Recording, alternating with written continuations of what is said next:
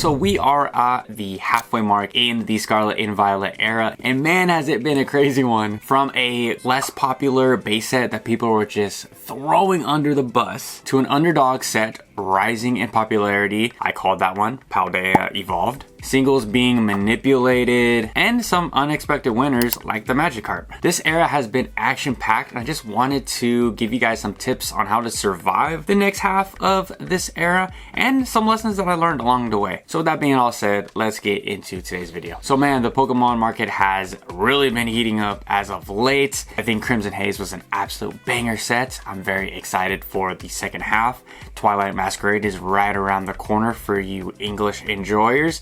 It's about to get good. And if history repeats itself like we know it's going to, Pokemon is going to throw the kitchen sink at us. I personally love this era. If you guys know this channel, you guys know I've been giving my flowers to Scarlet and Violet pretty much all year. This set, the era is just amazing. Every set has been so fun to open. Cards have been great. There is maybe, you can make an argument that Obsidian Flames was like okay, or Paldean Fates was okay, but if you just look at the arts that these sets have given us, I mean, we just can't argue with that. So for my first tip on how to survive the upcoming market and what I've learned along the way is to just be patient. This one's hard. I do understand that being patient is probably the hardest thing. And what I mean by this is to just be patient on your buying habits, especially in this era. In the Sword and Shield era, whatever set came out, I was so quick to hit that purchase button. I had so much FOMO that things weren't gonna be reprinted or I was gonna miss out on the next Evolving Skies. But in the Scarlet and Violet era, that's just not the case. We've seen booster boxes pretty much around the same price all year. And we've seen the art rare cards pretty much affordable all year as well, minus, you know, here and there the Ghastly card from was that Wild Force or Cyber Judge.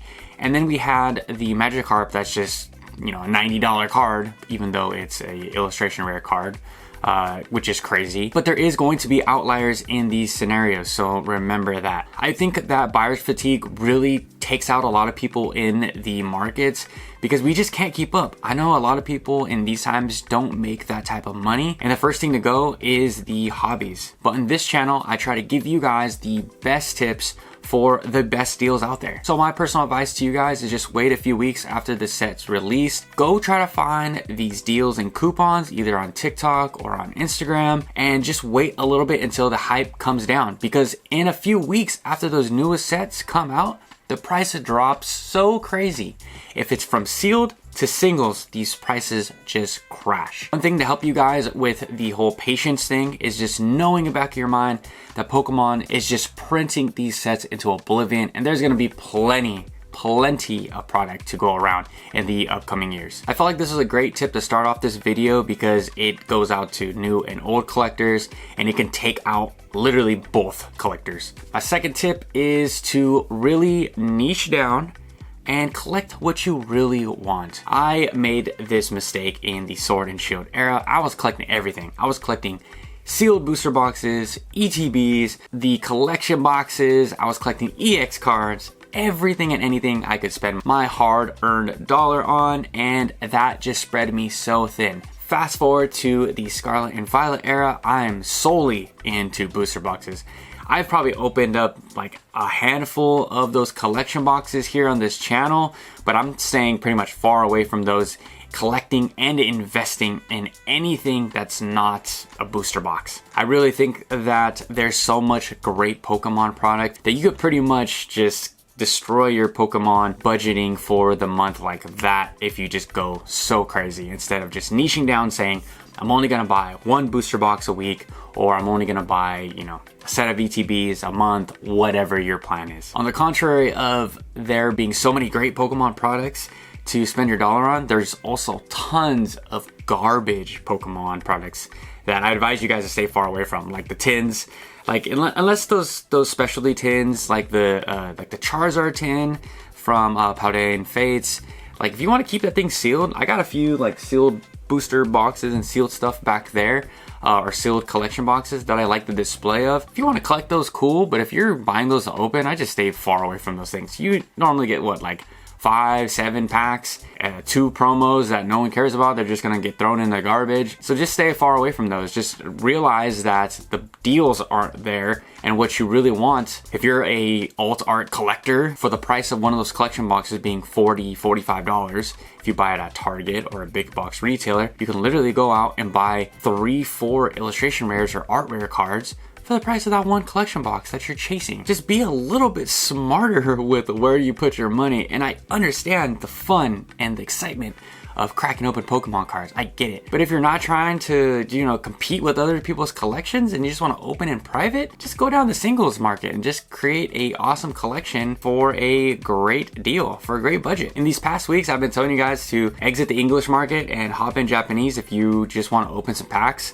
I had that conversation with myself not too long ago. I was also buying Korean packs, which is fun, and they're really cheap. So English for me is just out of my price range, and I know that I can get the better bang for my buck if I want to just open some packs and try to have a shot at those alt arts in Korean or Japanese. I always try to look at Pokemon financial decisions of like cards that I could buy. For example, let's say I see this like collection box that's like $50. I look at it, I'm like, okay, there's 7 packs in there, probably 6 of them are nothing, and I'm probably gonna get 1 art rare in that, or illustration rare in that box. That's gonna be $5, right? Or I could go out and spend my money on a Japanese booster box knowing that I'm gonna get at least some guaranteed hits, at least 2 to 3 guaranteed bigger hits. Or I can spend that $40 and just go buy some singles. I am firmly aware that a lot of us do not have tons of money to spend on this hobby, especially times right now. I know times are really tough. A lot of people are living paycheck to paycheck. So I think right now this tip is so important to keep all you guys in the hobby and having fun.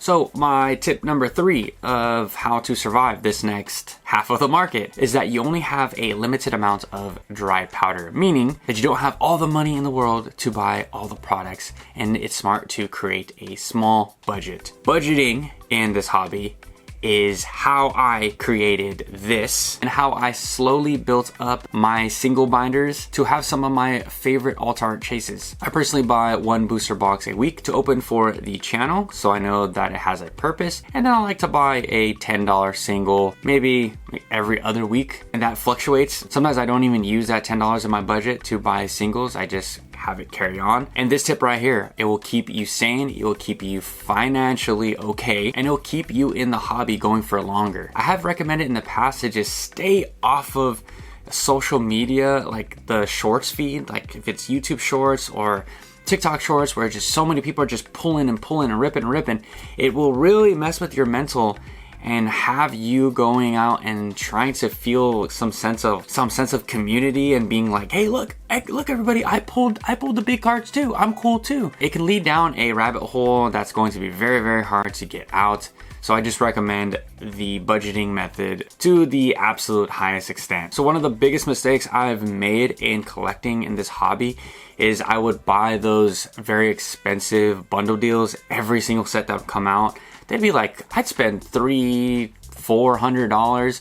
You get 2 booster boxes, 2 ETBs, double ups on the sleeve blisters, and all that stuff is great. I still have a lot of it sealed down and behind me, but a lot of it was just so unneeded. I think I talked about this in our latest podcast about how tired I was of opening Temporal Forces. It just felt like someone force feeding me my favorite food. It's like, yeah, I love Pokemon. I don't want to open up hours and hours of Pokemon cards of the same set. It just doesn't feel good. And it just feels like such a big waste of money. Where as of now, I just buy, one of these. It's a little bit of plastic, and all the garbage just goes straight into that little box, and that's it for the week. It's definitely kept me focused and kept me zoned in on creating other content for you guys as well. So all good things there. Sorry if this is a reoccurring tip, but you guys just have to get this budgeting thing down in this hobby. I think on YouTube, there's just so many videos talking about spending your money and investing your money and all that, etc. But there's not a lot of videos talking about how to budget and how to spend. My next tip is going to be to have an open mind and just be ready for whatever the market throws at you. If you guys know me, you guys know that I started here on this channel opening English and just opening pretty much anything I could find at Target or Walmart, doing all those little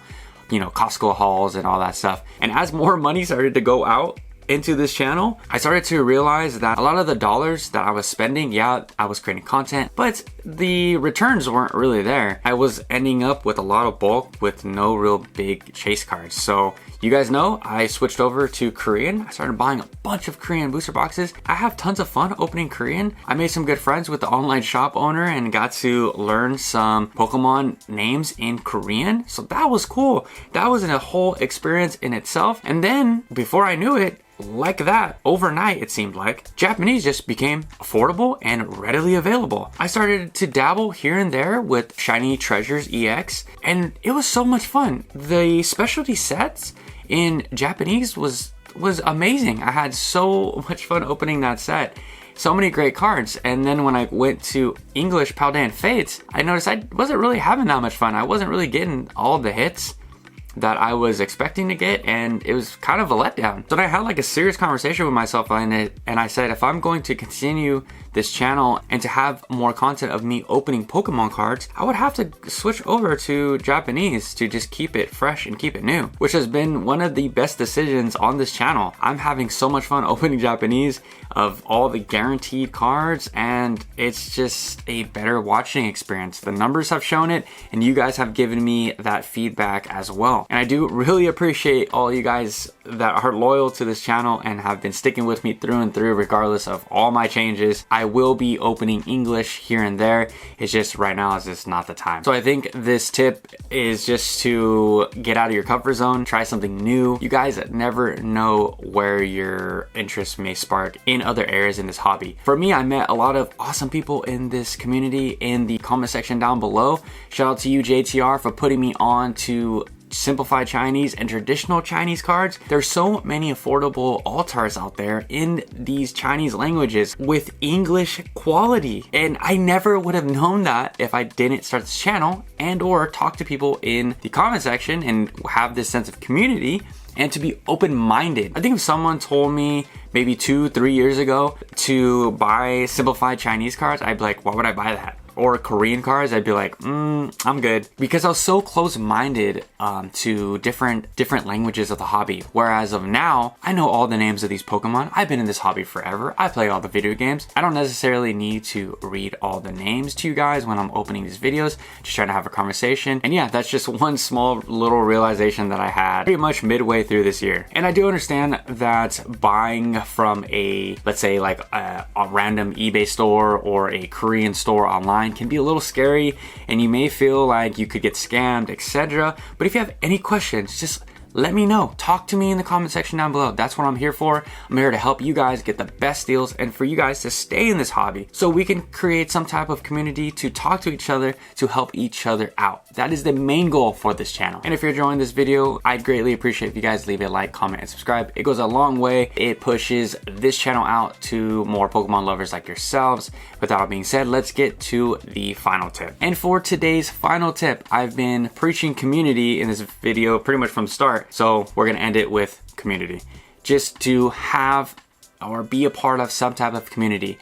I am so grateful for you guys. Again, we created this awesome book club / video game thing where we're all playing Heart Gold Soul Silver in the comment section of the podcast. That has been great. I've been having so much fun talking to you guys and telling you guys about my Heart Gold Soul Silver experience. Again, hop into a Discord, hop into a Reddit thread and get your hands dirty and talk to people about the hobby. There's so many people that would love to discuss and even debate Pokemon with you guys pretty much all day if that's your thing. I do need to get out there and maybe go to a few like Pokemon events. That's soon to come. I do plan on going to Pokemon Worlds, even though I don't know how to play the game or have any interest in playing the game. But I do want to go to those events, you know, talk to some people. And I also want to hop into some card shows to pick up some singles here and there and just kind of document that, do a little vlog style for you guys. I think that'd be super fun. I believe community is so important. When I first entered this hobby, I just felt so alone. I didn't know where to turn. I was going out to GameStop and buying those like player decks because I didn't know what was in there. I didn't know that there was Pokemon content on YouTube. That really wasn't a thing. I know people were opening Pokemon packs on YouTube and stuff, but you know, TikTok wasn't a thing. YouTube Shorts weren't a thing or wasn't popping like that. So I just figured that there was a space for me in this community. and I wanted to provide some value to you guys. Some of the Discords that I'm in is the Polka Mart USA Discord. I'm also on his live channel all the time, commenting and talking to people. I'm in Pokerev's Discord, and I believe Danny Phantom's Discord. All great people. I've had nothing but awesome times in there talking and getting video ideas. So let me know if you're liking the first half of the Scarlet and Violet era. Are you excited for the back half? Are you enjoying yourself so far in the Scarlet and Violet era? Let me know. Let me know anything in the comment section down below. Until next time, I will talk to you guys later. Peace.